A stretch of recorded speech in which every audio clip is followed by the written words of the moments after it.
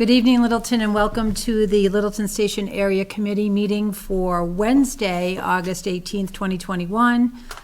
We are going to, for tonight's meeting, we're going to start with a recap of the last meeting. We're going to do a discussion with the Department of Public Works and Conservation to address resident concerns, discuss next steps, and approve minutes. Mr. Montanari has a time restraint for this evening, and he will be leaving our meeting at 6. We're hopeful that Delisa will be able to attend our meeting. Otherwise, we will not have a quorum, and we will have to stop the meeting at 6. But we're going to begin tonight's meeting now. We'll start quickly with the Pledge of Allegiance, and then we'll get started. Pledge allegiance to the flag of the United States of America and to the republic for which it stands, one nation, under God, indivisible, with liberty and justice for all. Okay, just to recap, last meeting, we did have in attendance the interim fire chief and the deputy police chief, who talked about concerns, address resident concerns with respect to the project, the 40R rezoning down at Foster Street. I thought that was a very helpful discussion by those parties. And we did hear from a couple residents. And so as part of this process going forward, the stationary committee had decided that we would try to address resident concerns that came forward over the past couple of years as this project has been discussed.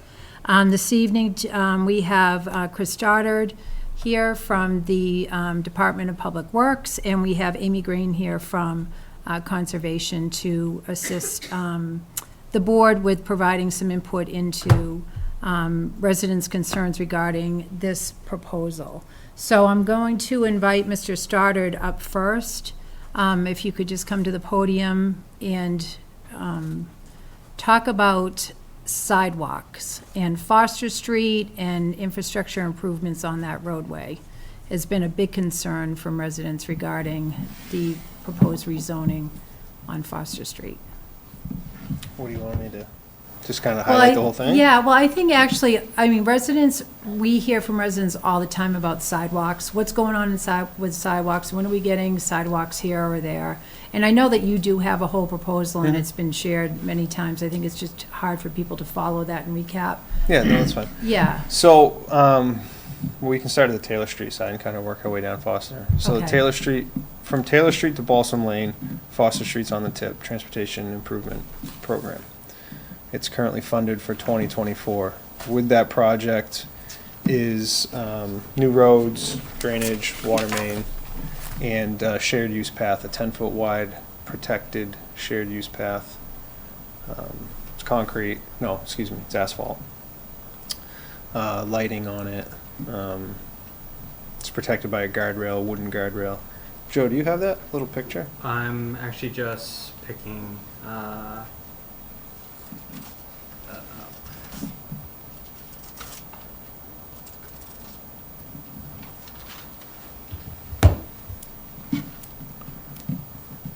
Yeah, so this is the conceptual, this is basically what Foster Street from Taylor down to Balsam Lane will look like.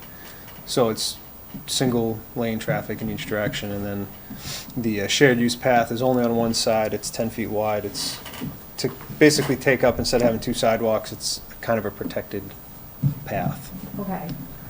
So this is going to go all the way up to Taylor Street past all the commercial properties. Okay. The next plan would be to move, Joe, do you want to use Google Earth? And we can Sure. kind of talk through the different sections. You want Google Earth or you want GIS? Gee, it doesn't matter, whatever is easier. Meant to have it up already. So you're saying that's 2024? Correct. Yeah, FY24.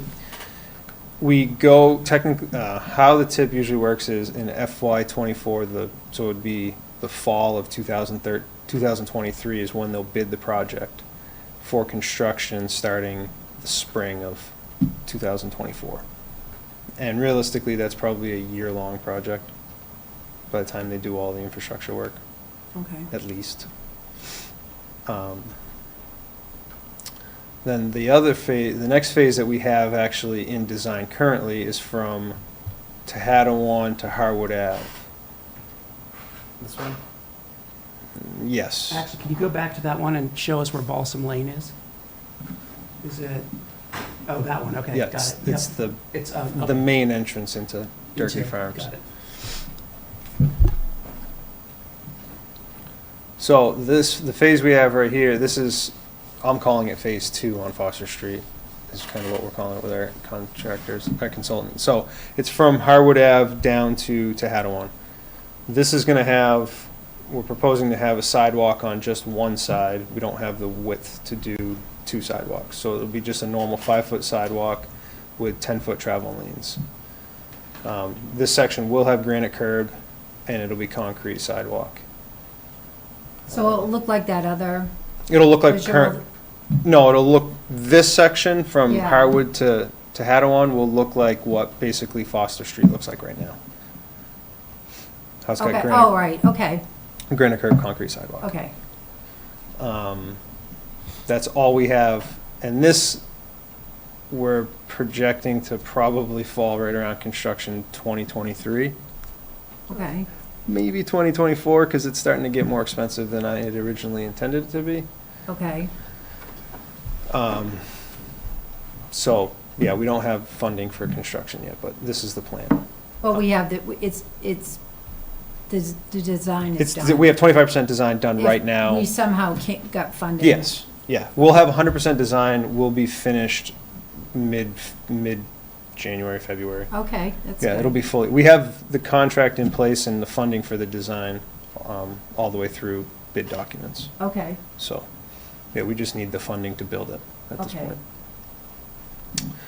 I guess technically, if you found $1 million, we could go to construction in the spring, all right. because we'll have design done this winter. Okay, Check your That's why I said if you found sofa it. cushions. all right, well, that's good, I mean, that's just helpful to know. Yeah. Okay, And then the next phase, which would, I guess would call phase 3, would be the actual intersection of Harwood Ave, all the way, and then the remainder up to Balsam Lane, connecting all the dots. and the intersection of Harwood Ave is something that we've discussed irrespective of this 40R rezoning Correct. proposal. Yeah. We've been talking about that for a few years Yeah, now, at we least. would have to do, there's been a few ideas kicked around that some selectmen don't like, but we would do a full intersection analysis Yeah. to determine what makes sense there. Mhm. So I'm not gonna say what I've said in the Yeah. past. Yeah, so that would be, that intersection would be as the part of the rest of the project. Right. I envision it to be probably just a 5-foot sidewalk, but if we had the width, the right-of-way gets a little wider in that area, Mhm. we may be able to stick with the 10-foot shared use path. I don't know how that would go over with, there's a lot of residents in that area. Right, So maybe just a regular 5-foot concrete sidewalk makes more sense. okay, But I guess that, that's kind of open to discussion because we haven't gotten anywhere near design for that right, portion yet. right. And Exactly. that is not scheduled at all? Even the design part of that is not No, scheduled? not yet. No, we were really trying to get through phase 2 from Harwood to Tehadawon before we, plus we're also doing Russell Street right now, so that's kind of a, That's cool. yeah. We have a lot of irons in the fire. Right, yeah, it's hard, I mean, both very important. Yeah, I mean, it's hard to Projects. just dedicate, just the design alone for these 2 phases is bordering on over $500,000 already. Right, So to spend that kind of cash just on one road gets pretty hard when everybody's asking for everything, so. right. um, Okay, good. Any questions from the board for Mr. Stoddard?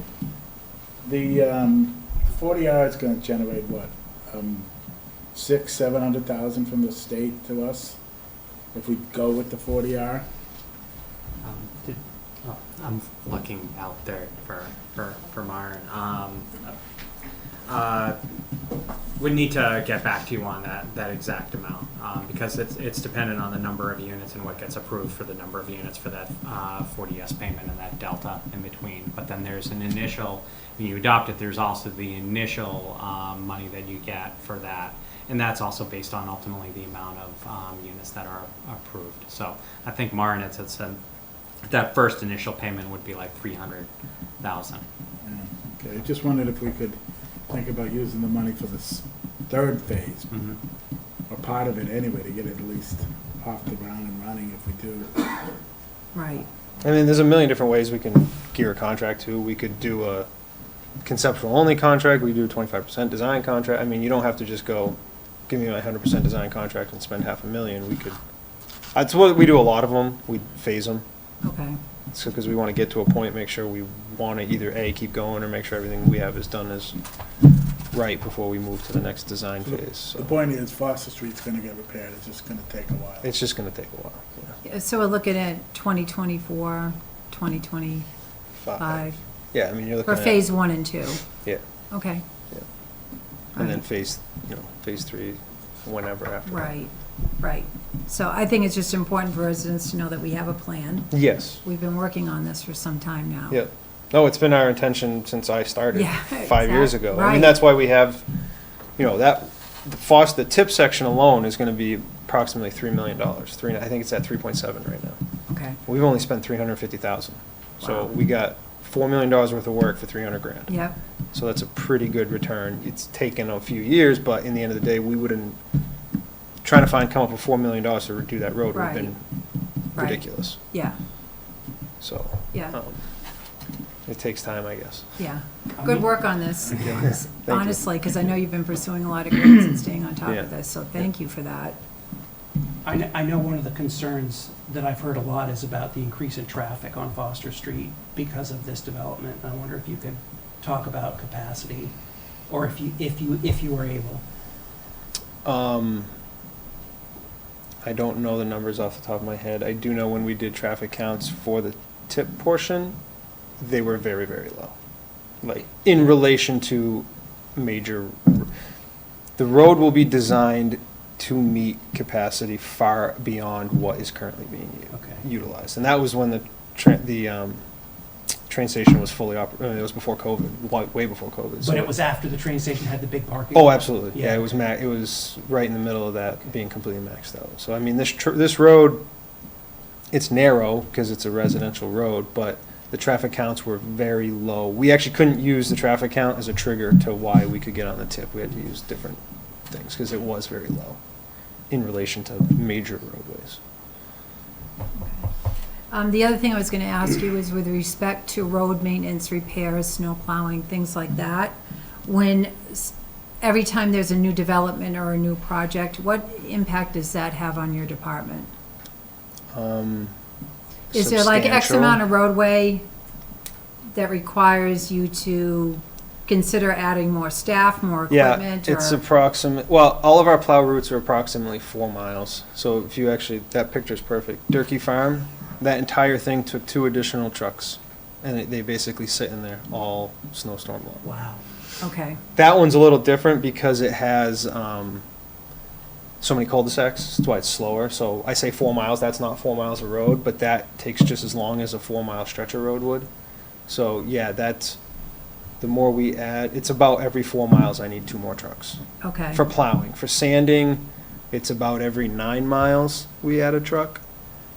But we've been kind of getting creative with that by putting sanders on almost all of our trucks now to hopefully alleviate that, but Do you use seasonal help for that?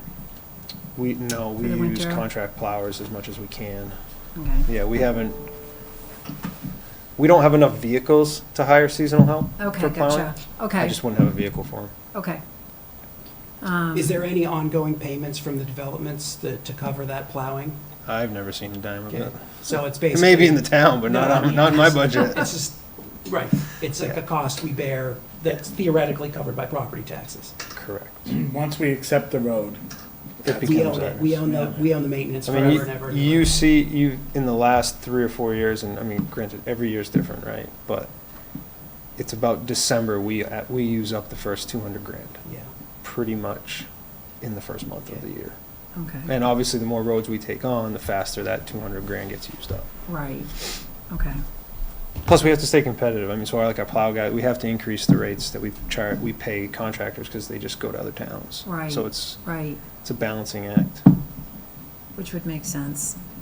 When we do accept streets, it does get added to our total amount of miles that then does come through at least our chapter 90. It's not much of an increase, but It's something. It actually went down this year. We added roads. well, Somebody else must have added more. It's based on population and road mileage, so it all changes, but. Okay. Okay, any other questions? All right, great. Thank you. problem. Appreciate it. I'm just going to actually, since we're on a time restraint from Mr. Montanaro needs to leave and we're not going to have a quorum, I'd like to hear from Conservation while we have Ms. Green here. I can stick around if you want. Okay, yeah, and If then that- we'll see where we are after that. I just want to get that in. Yes. Thank you.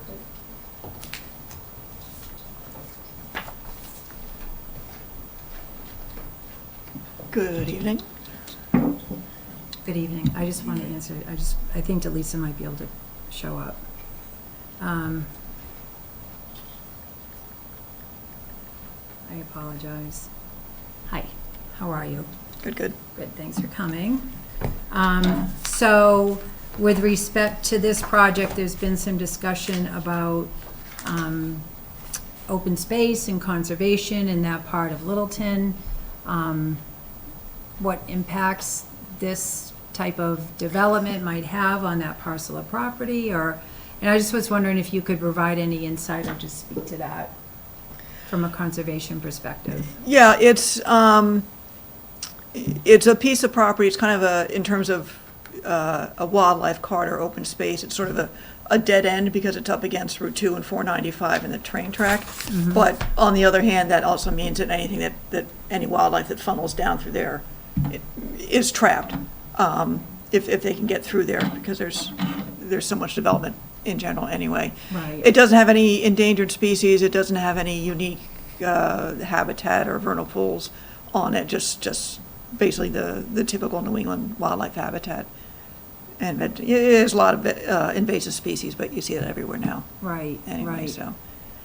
Okay, The Mass GIS maps show a wetland going up the middle. I'm almost positive there's more than that.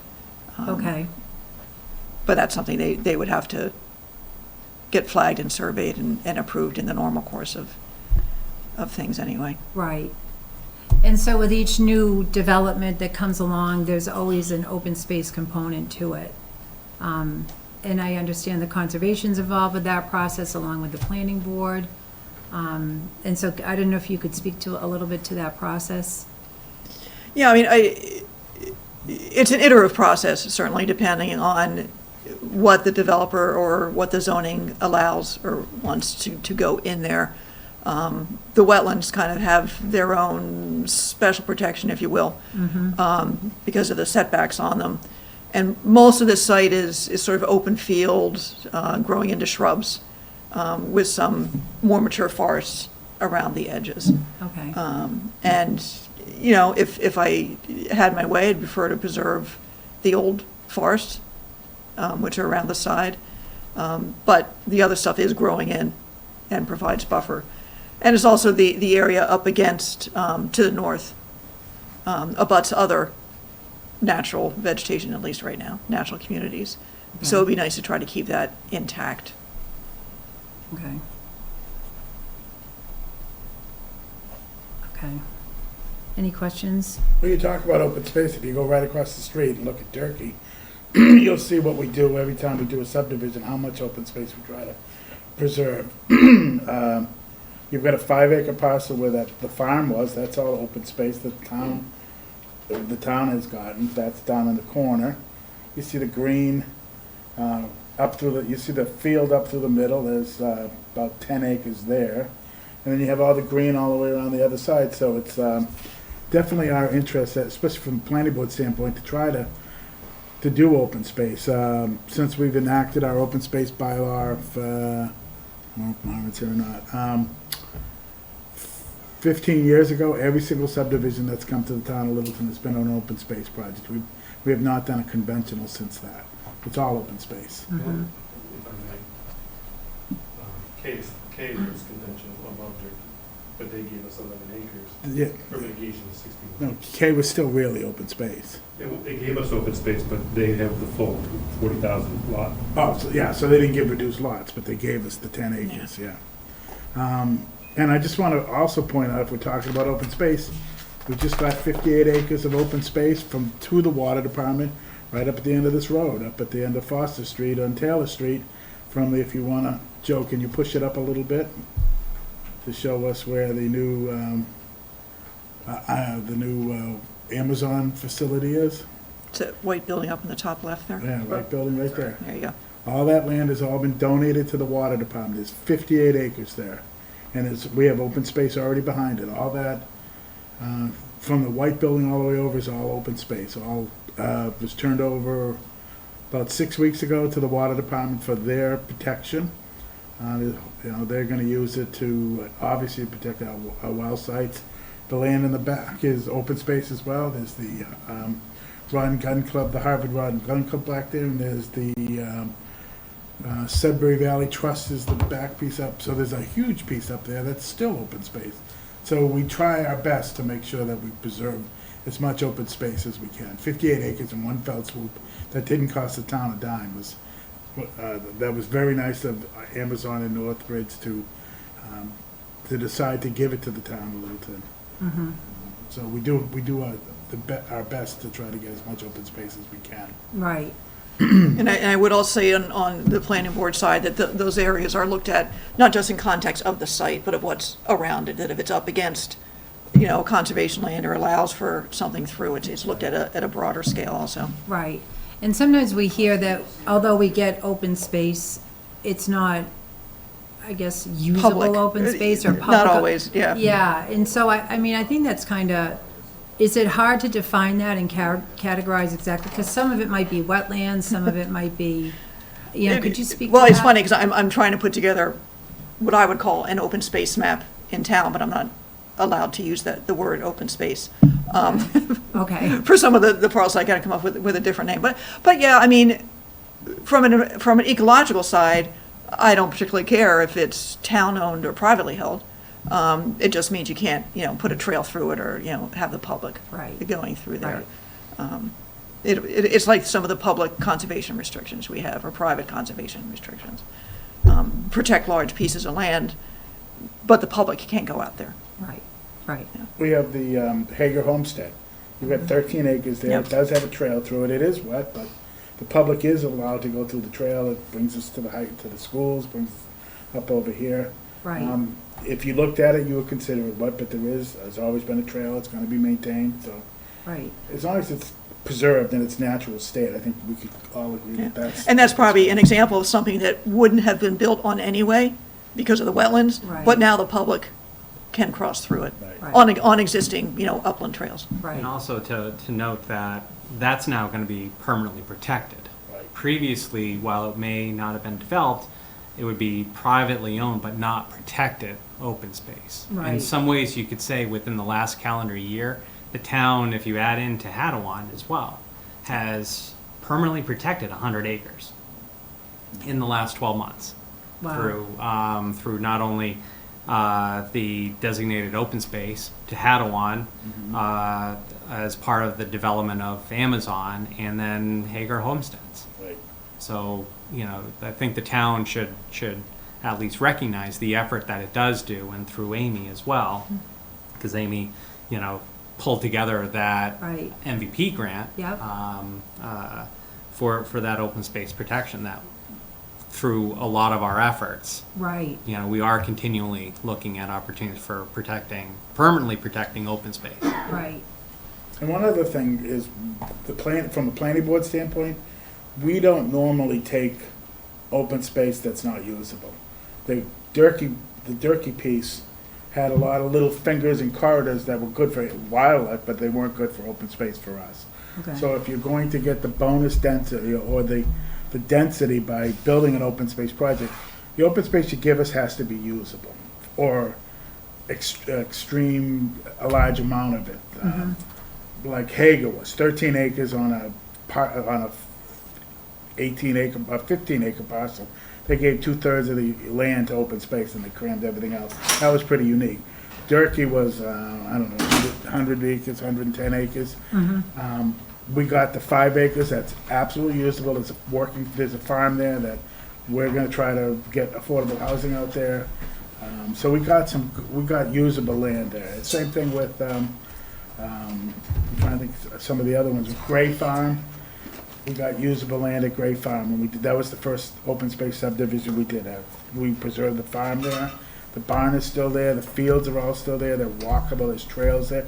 The one we did off of Whitetail Way, that's all walkable, that has a hill, all the Oak Hill stuff that we preserved up there, so it's not, there's a lot of it it's still open space, but it's not walkable, but 90% of what we try to get is usable land. Right, right, I think I need to leave now. yeah, you do. Now that Now that Delise is here. Delise is here. we still Sorry, have Mark, more. I apologize. No, that's It's all fine. No, right. I have to go at 6. I'm going Okay. to Robinson Road, so to talk to the residents of Robinson. Okay, So you guys can finish up here. Okay, sounds All good. right. thank you, very you. helpful, Mark, Thanks, Mark. thanks so much.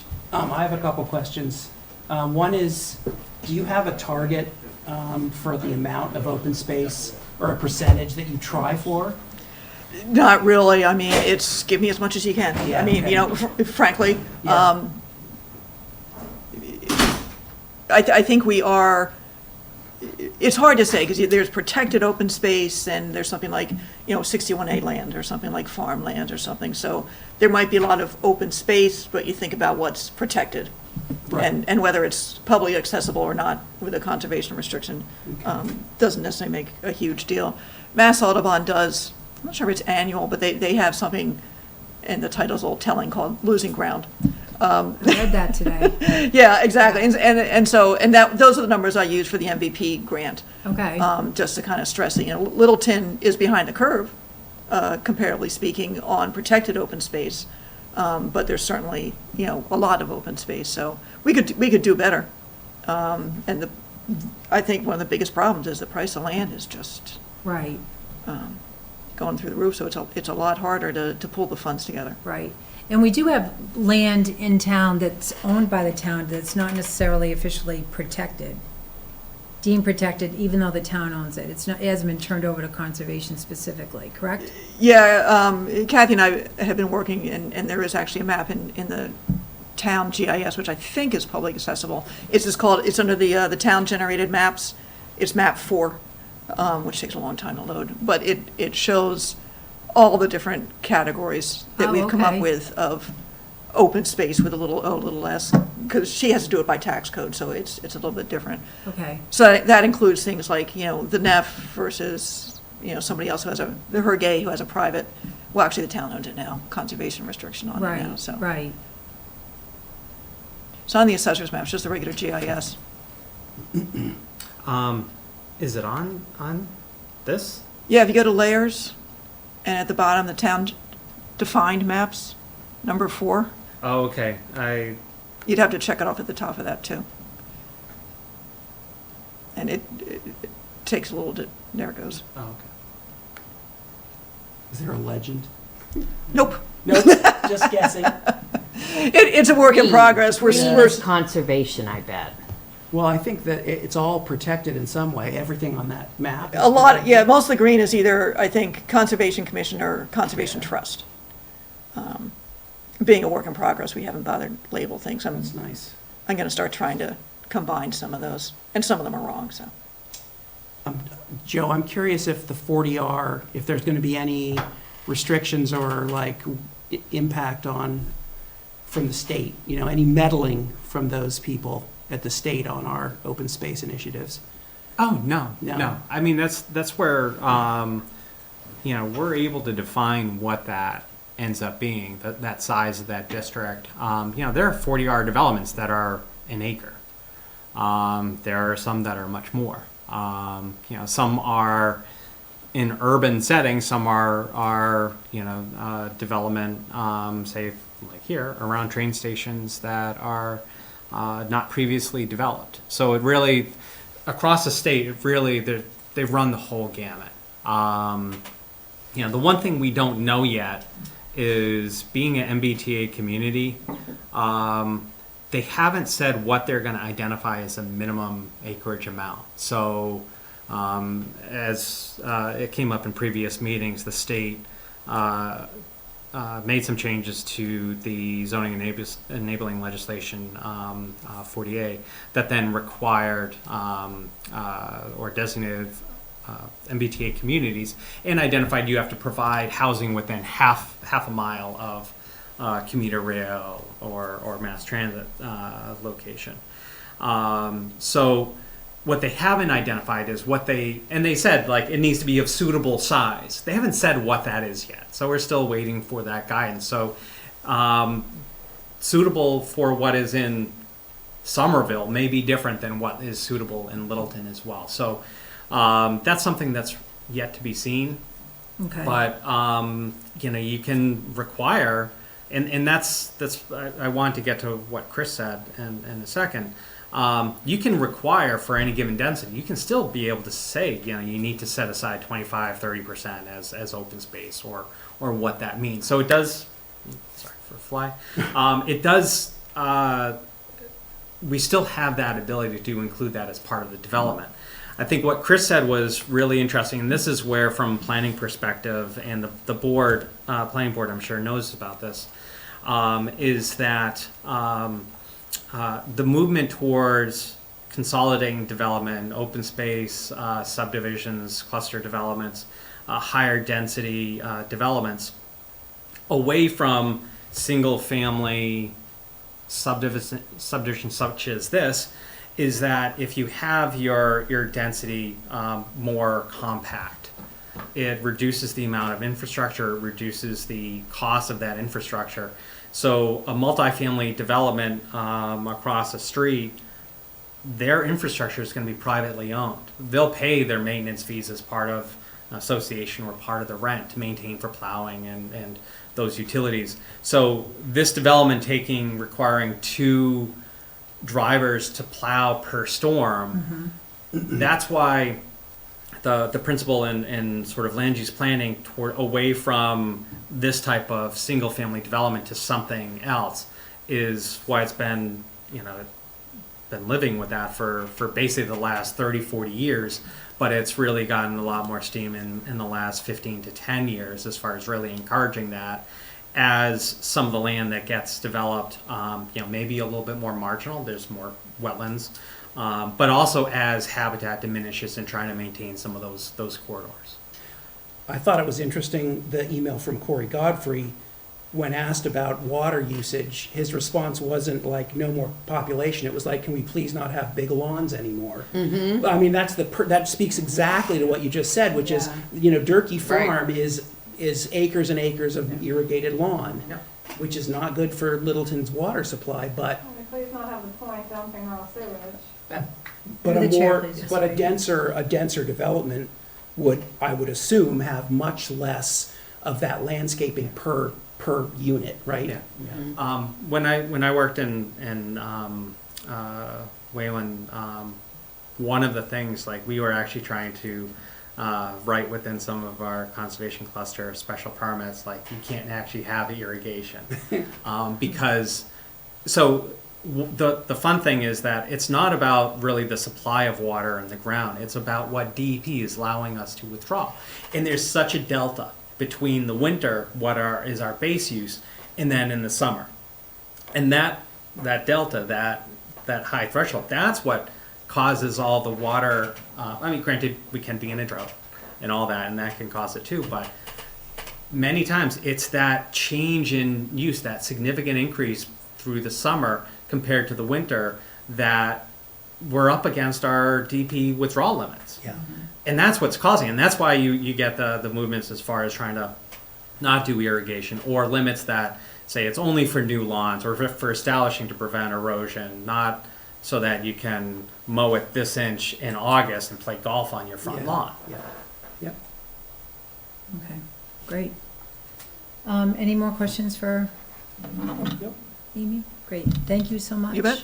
All right, great. So do we have any questions from the audience? If you want to come up to the podium and identify yourself, please. Chris gave a really good presentation.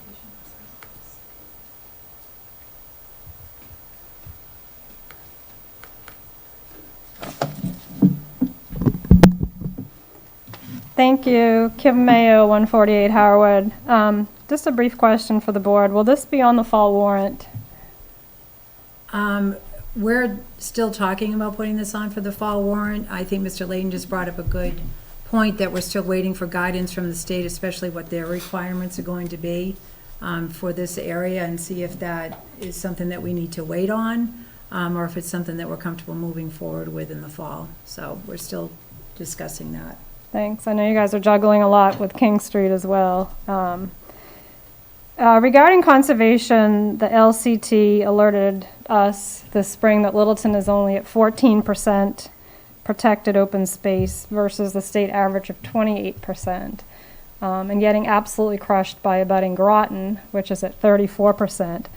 I addressed the select board recently on this matter and also posted on Nextdoor about it, which you can search under my name, Kim Mayo, or Open Space, if you wish to participate. Thank you, Ms. Green, and the conservation teams for all that you do. My hope is Foster can go into conservation. I just feel that the residents have already spoken on this. For the record, there's no audience members. It's an empty audience. It doesn't mean people don't care. I just don't think they're taking the time to come in here because we have already spoken our piece. We just have zero appetite for this sort of density, high-density residential and retail. And all of I've already discussed it, so I don't need to bring it up again, Right. but You know what, I'm the just gonna- byproducts of overdevelopment. 1 second, Ms. Mayo? Yes, Can I just ma'am. back up to the 14%, the statistics provided by the LCT? Do you have the background of where they got those statistics from? Amy could probably speak better than I could on this. I believe it's from the 2020 Losing Ground study. Because I actually read that study today, and I couldn't find that statistic in there, but maybe I think it's 15%, but you have to follow the tabs okay. through to get to it. I actually printed out. But to your point, Amy, that pertained to protected space and didn't That's take protected into, open space. yeah, it didn't take into consideration property owned by the town of Littleton that might not be technically protected. And it didn't take into consideration Chapter 61A land either. It wouldn't take 61A. Right, so, For anybody, 'cause that's not really protected. right, So it's, right. Or for, they were looking at what is permanent and 10 years from now, it's going to still be there, like, basically. for example, Sarah Doublet still doesn't have a CR on it, right? I don't know about, there's several that actually don't, well, Reed Meadow doesn't have a CR on it yet. So those wouldn't be counted by Audubon, but they're not going to be, I mean, assuming LCT continues its slow progress forward, they're going to be protected.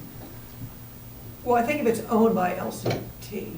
No, they don't own anything, I don't think, in the town. They just have conservation, anyway. No, LCT Oh, actually. LCT definitely owns, they're the kind of middle green up Oh, there. they Yeah. are, okay. And so that was going to be my next question. So as far as protected, does that statistic include property owned by LCT? Yes.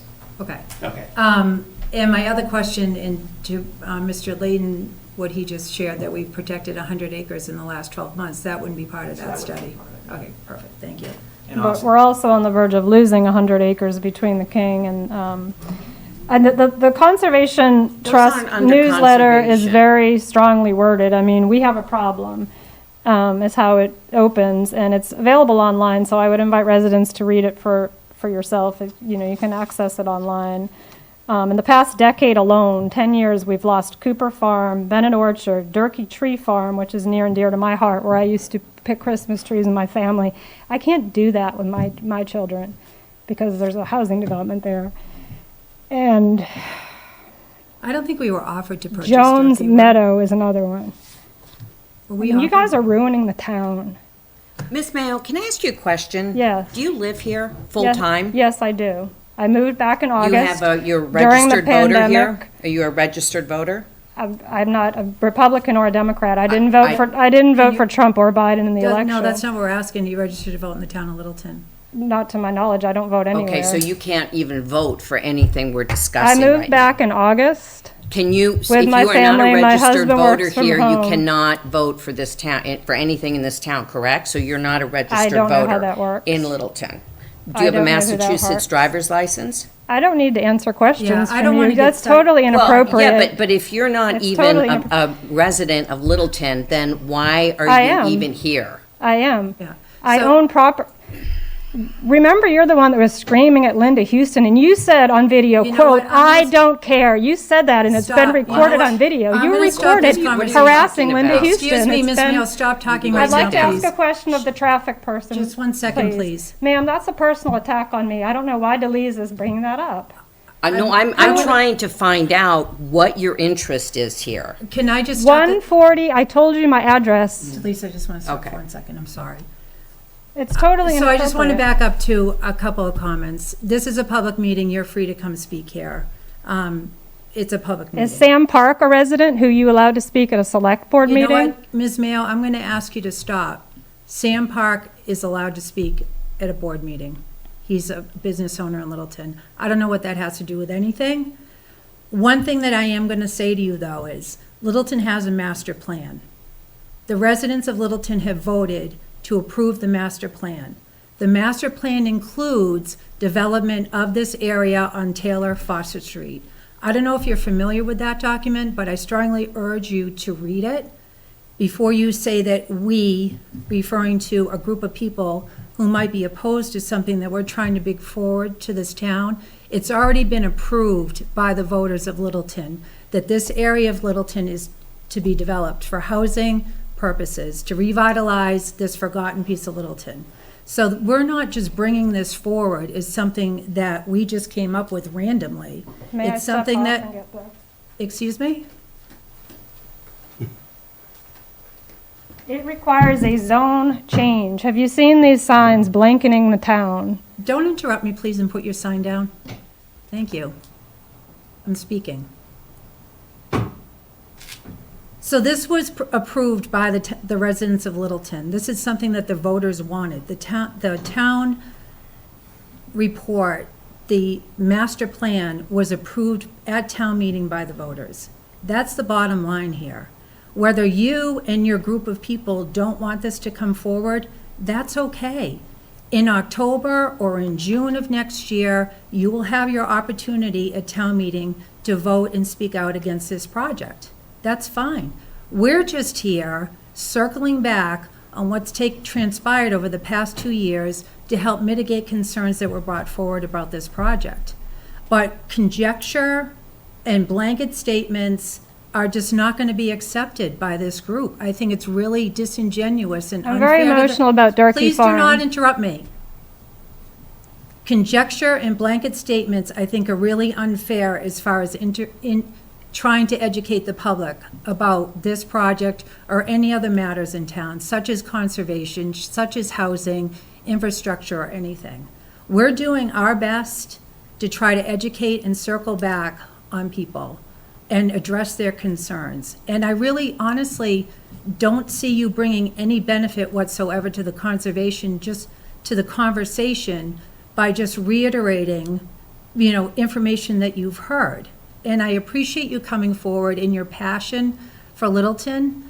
Welcome back to Littleton. I know you haven't lived here for a while, but I really urge you to read the housing production plan, read the master plan, and educate yourself more about the needs of this community, instead of just coming forward and just trying to, for lack of a better word, be an obstructionist about what we're trying to accomplish here. So. May I? you Actually, may can I now. say one thing quickly? Sure. Please. Saying that we're ruining the town is a personal attack. I mean, it's not related to what we're discussing here. I think it derails the conversation, which should be about the issues. It should be about what we desire as a town, whether it's you or me. I know we don't agree. We've talked about this, and that's fine. And I would be more than happy to have a civil conversation with anybody who doesn't agree with me. But as soon as it turns into name calling, like all decorum goes out the window and nothing ever gets accomplished. So I would please ask you to stop saying that about anybody that you're interacting with. It's not productive. And I would ask that of the board as well. I mean, you just saw a personal attack on me from Delisa, and she did the same to Anna. And I've complimented you, Matthew, publicly and privately. We have different political views, mine being moderate, yours not, perhaps. I don't want to speak on your behalf. But you are professional, and you have taken the time, and I thank you for that. Just like I applauded Linda for her views, which are not necessarily in keeping with mine. Do you have any questions specifically for Mr. Stoddard or Ms. Green while she's here? I do. I mean, like I said, these numbers that I'm coming are right from the Littleton Conservation Trust. Which haven't been substantiated, based on the information that Mr. Layden just presented to us. Well, They might be a little bit different, but that's fine. Do you have any questions for Ms. Green or Mr. Stoddard while they're here? For Mr. Stoddard, we did a traffic study. Sorry, I can't quite see you as I'm doing this. I'm reading it here. My question to him is, how do you fix Foster in light of the fact that you can fix the immediate area, but how do you fix the rest of it, Howard and Tehadawon? Some sections are wide enough to be reworked, just some, but the roads are lineal. One spot will be okay, but 100 feet further down, the houses on both sides are too close to the road as it is. What do you do for that section? Build a flyover for the pedestrian bike traffic to divert to? Do you have a response to that, Mr. Stoddard? And what do you do with the dangerous intersection between Foster and Howard? Did you just answer that? I thought you just answered that in your But presentation, how do you to be do it without honest. seizing houses on both sides of the street? I don't think the path was going to go on both sides. No, it's not. The intention is to stay within the right of way as much as we can and utilize existing technology and equipment that we have. I mean, we only have so much room. We have to try to compromise in some places if we need to, but we have a plan, and I think everything moving forward is going to meet the needs of the area and the town. I mean, And our independent traffic study talked about 1,000 plus more trips a day, and it's all on next door. 51-acre development threatens Littleton, if anyone wants to read the study. Are you aware of an independent traffic study? No, I mean, I'd I be didn't- curious as far as getting a copy of that Yeah, as did well. you share a because- copy of that? How should I share it? Email to Ms. Just email Toohill? it to the town administrator, or to I Mr. think it has Layden. been presented before, but I'm happy to resend it. Where did you present it before? It was on the Next Door, which is a regional, from those who may not know, I know you probably know what it is. It's a regional social media website. There's an outstanding discussion now about the overdevelopment crisis in Littleton and our open space numbers. A member of the Pepperell Select Board has invited Littleton to join a regional symposium, which I've forwarded information about. It has participation by multiple other towns. The traffic study specifically, if you search either under my name or 51-acre development, at the top. Who did the study? What's the name A of it? gentleman who used to live in Harvard, who used to live on the near the Badger's house on the corner of Harwood and Foster, who now lives in Harvard, I believe. What's the name of his business? I don't recall, but the study is on there. As I said, it's an informal traffic study. It's an informal traffic study done by a private resident. I believe you'd call him a private resident. I mean, I'm new to this. I don't have a background in conservation, traffic. normally traffic studies are done by engineering firms. Vetted. It's gonna, I mean, look, I've lived on Harwood a total of, say, 25 years, childhood and adulthood. I mean, it's gonna increase traffic exponentially. I was at a party with friends who live up on the corner of Foster and Taylor. And they said, that the industrial tenant behind them is a good tenant. They don't want residential behind their house. The industrial tenant, business closes at 5 o'clock. Same for King Street. What's wrong with having trucks come in? Ideally, I'd love to see both go into conservation. I don't know how feasible that is, shoot for the stars. I mean, the right? issue is too, we're But not there- being asked to buy the land. It's not our land. We don't own it. It's not up for sale. We haven't been asked to purchase it. The town hasn't. How are we going to buy it? I mean, if you want to put it in conservation, like a private owner has to at this point, a private Sure, owner I has to said decide. shoot for the stars, but the lesser of two evils, in my opinion, in our opinion, speaking on behalf of those opposed to Foster, would be light industrial for both Foster as well as the 551 King Street locations. I mean, Delisa was talking last minute, we don't want a bunch of tractor-trailer trucks coming in here. It's the lesser of two evils. I mean, look at all the unintended consequences of overdevelopment that this town has faced. With the Point is one example. There's tons of vacant retail. I was just up there the other day, that upper tier where the massage place is, it's all vacant. I invite people to go up there and take a look themselves if they're like me and don't frequent the Point. I don't frequent the Point. Do you have any other questions for Ms. Green or Mr. Stoddard? I don't. I just feel that, you put lipstick on a pig, it's still a pig, and this plan was a pig last year. It was a pig in June, it was taken off the warrant, and it's even a bigger pig now. I have Okay, nothing else. thank you. Thank you. Thank you.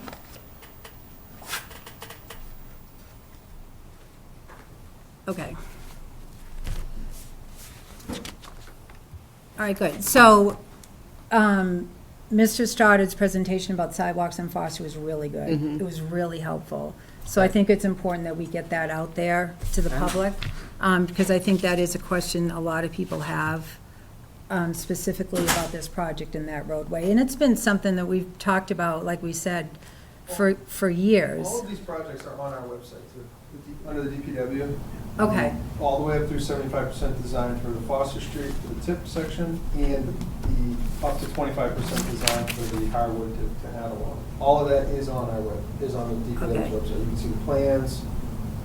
They're awesome. incredibly complex and hundreds of sheets, but you can, I mean, if you want to take the time. But some of the visuals tonight were really Yeah. simple and Yeah, good. those are on the website. That's, he got it right off of our website. That's why we put it I don't want to put you on the spot, but do you have any sense of where and how much of the changes will have to go outside the right of way? Foster, under the tip, there are some, but it's almost all exclusively in the commercial housing. Okay, The Tehadawon, the phase 2 section, yeah, I'm keeping everything inside the right of way. okay. There might be Because- 1 or 2 trees that we're actually gonna have to cut down, so I'm gonna end up planting new ones Okay. behind it, which would be on the, but it wouldn't take right of ways, those are just easements for letting us work on. And that's because, and that's why you're just doing the sidewalk instead of the 10-foot Correct. shared use path. Okay, Yeah, thank and you. you know that section is fairly twisty-turny. Quite Trying to well. do a 10-foot wide, so I'd have 8-foot retaining walls and. Yeah, yeah, Do yeah. a $10 million project. Yeah, So we're trying to work within the right of way because doing takings can be expensive. got it. Thank you. And the next section, I guess would be phase 3 from Balsam to Harwood. That right of way is fairly wide. That one feels more open Yeah, on a because bike. it's basically where you see the stone walls is pretty much the right of way. So Thank we you. have quite a bit more room to Yeah. work in there. So that's why we might be able to get a 10-foot path. The problem is I don't know what the appetite of the people living there are gonna wanna have a 10-foot Right. wide trail running through the front of their yard. Right. I know it's not their land, but you still try to be Sure. sympathetic to the people. Yeah, Right. thank you. And then to add on to what Chris said, you also have to figure out a way to actually build it. Something can fit within the right of way, but then when you look at. Like you may have to retaining cut walls that- or- yeah. Well, not only that, but also you may have to grade, and where your sidewalk is, if the yard is up here, you have to grade back, you may need a construction easement or temporary easement.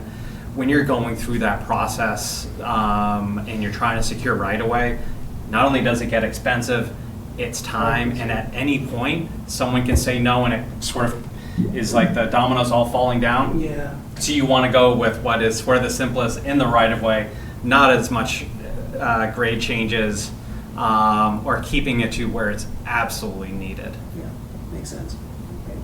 Mr. Mullen, do you If want I to? may, I just wanted to, sure, forget me. Thank you, Ed Mullen, Building Commissioner. I just wanted to give an update on, the Board of Health is starting discussions on rewriting their well regulations. They haven't updated them in a while, and they're working with Corey Godfrey, and one of the asks from the Water Department is to no longer allow wells for irrigation, because they do draw from the aquifer. So they don't want, and they're trying to move away from irrigation altogether, and like Joe said, make, arrangements to, you want to stabilize your new lawn because you've purchased a new house and they're growing it in. That's one thing, but we're trying to move away from irrigated lawns in town altogether. At some point, it will, That's we'll try to get there. So I just wanted to give that update because we were talking about water. But not for agriculture, just for. Correct, well, residents. agriculture, we want the vegetables and the plants to grow, so, but yeah, but I do, yeah. yes. So. Except for kohlrabi. That stuff is miserable. All right, great. Thank you for that, Mr. Mullen. Okay, so we had minutes on here on our agenda, but we actually had next steps too. Did you want to say something, Mr. Yes, Jordan? Madam Chair, I did, because thank you for highlighting that not only do we have the master plan as far as a document that then really guides the town-wide approach. hands up. Sorry. I'm not in a good place today. So not only does the master plan really identify what the community as a whole wanted to see for Littleton, and really I think strikes an excellent balance between accommodating the needs of residents, accommodating the needs of businesses, promoting economic development, and also preserving open space in our natural resources. That's built on other documents, which also includes the 2016, which was approved in 2018 by the state, open space plan that identifies parcels that really are a priority to try to go at. Matthew was totally right. You know, when something's in 61A, it's easy. They have to come to us. If the land's not in 61 chapter land, they don't have to come to us, and they can decide to develop or not. It would be so expensive for us to say go after say the 40R property, because it means other priorities may not be able to be purchased, or opportunities may not be able to be purchased. And when you look at and I'll just put this up quickly again, you look at the map that Amy was referencing that she and the assessor are working on as far as color coding some of the parcels that are considered open space. You know, on some of these streets in Great Road, you notice, oh, geez, you know, we have some farms that aren't even highlighted. One of the things that I think is really unique about Littleton is you still have a lot of active, talking about acreage, active farmed land.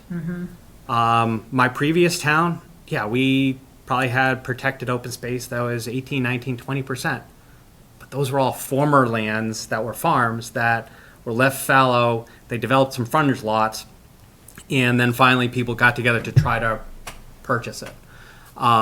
So when we talk about percentages, we also have to think about really where the communities are, how they developed, and how maybe some of those agricultural businesses that here we have some great active farms. In other towns, they don't. And they have open space because maybe it was a large development that was coming in and people found a way to protect a portion of it. And that's what the planning board is very active in trying to do. But you always have to dive down into numbers and look at what that is. Right. And just not to take a percentage at face value, thinking we're failing in some respects. Right. We're doing a lot, and we've done a lot, and we'll continue to do a lot. But it's striking that balance, and you can't strike a balance by always saying no on one side. Well, and I think, too, what is so frustrating is that these two areas that we're looking at right now, around the train station, let's say on King Street, that's where you should have your residential and your retail. That isn't conservation material, Right. at least in my Development mind. where it makes You would sense. have, it'd be great to have conservation land around the lakes or linked up to some of the other, like the Sarah Doublet area. But near the train station? Right. Well, I think the other thing too is we're not in a position, I wish we had millions of dollars Yeah. set aside Right. for open space. We have very limited funding. And I had actually mentioned to somebody, I said, if you really want to help preserve open space in Littleton, fundraise, like, let's help build up the, Littleton Conservation Trust or other organizations, so that we can go to them and say, hey, we want to preserve this parcel. It's $200,000. And they're like, yep, we can write a check. We've got that money. Boom. But we're not in that position, unfortunately. And I think we need to really prioritize to the best of our ability, what areas do we want to protect? What areas do we want to develop? And we did that through our exercise, the open space recreation plan, the master plan, and we concluded development in areas where it makes sense, Littleton Common and by the train station. We just talked minutes ago about all these active farms we have in Littleton. What happens if one of those farmers decides one day that they don't want to farm anymore and they want to sell their property? Well, that's transfer of development rights, right? Well, That's why we need that. that's a whole nother conversation, know. but, we don't have the funding to protect that land. And it's really hard it's all about balance, but we're just not in that position right now. Well, and also, you know, how do we diversify our housing stock? I mean, Well, we've that's got a whole people other thing. talking about, you know, the seniors can't afford, the young people, and, you know. That seems to be getting lost in the conversation. And actually- Exactly. And maybe that's what we circle back with next meeting, is really get into the specifics of why this project is important, and touch on the housing needs, which is what brought us to this point to begin with. So maybe that's what we do for next steps, Housing needs, yeah. housing needs. Do you agree? Yes, Or is there I any do. other? I wonder if there would be a larger conversation about the benefits of developing that parcel, the station area under 40R versus the alternatives, right? Like, because I think people don't always recognize it's going to be developed Right. one way or the other. So what are the options? Well, we can leave it as it is and have a warehouse go in. We can, have someone change it to residential and put in another Durkee farm, or, yeah, I mean, I think Right. it would be interesting to talk that through, Yeah. and think about what the pros and cons. I mean, there are obviously cons to a 40R. I mean, the density is not going to be palatable to some people no matter what we do. Right. But we should acknowledge those and also discuss the positives of the 40R, as well Right. as the negatives of what is there now and what will happen to that land. Right. If we don't do anything. Right. Right. Well, it's interesting, so Delisa and I were on the original Littleton Station Committee when we first started this whole process. And the current owners, I think they were the current owners at the time, came forward, and their proposal was a 200-car parking garage on that parcel of land. And we were like, not, right? We were like, yeah, that's not what we're looking for. That's not what, and they said, well, what does the town need? Like, what are you looking for to do in that area? And they were very much part of that discussion, and that's what's led us to where we are now. So I think that's a great idea, Matthew. So why don't we do that? Okay. Next meeting, I like that. Okay. All right, good. And the next time, we had approved minutes, but I didn't get those out to everybody. So we'll do that next meeting. Sounds good. That's on me. And that's it. Anything else? Anything from the audience? No? Okay. Yeah, no. fun to click through that map, isn't it? Oh, that's awesome. Honestly, I love that map. I love getting on there, the I was GIS working on the map. same thing before I came to Littleton, and just pulling out all the deeds, working with assessing and conservation to try to figure out, now, how did we vote this at town meeting in 1958, and what does the deed say? It is hard. Yeah. It is hard. Right. So kudos to you and Kathy for taking a stab at it. Right. Thank you. All right, do we have a motion to adjourn? Motion so moved. Second. All those in favor? Aye. Great. Good night, everybody. Thank you Oh, very when's much. our next meeting? Oops. Oopsie. Do we have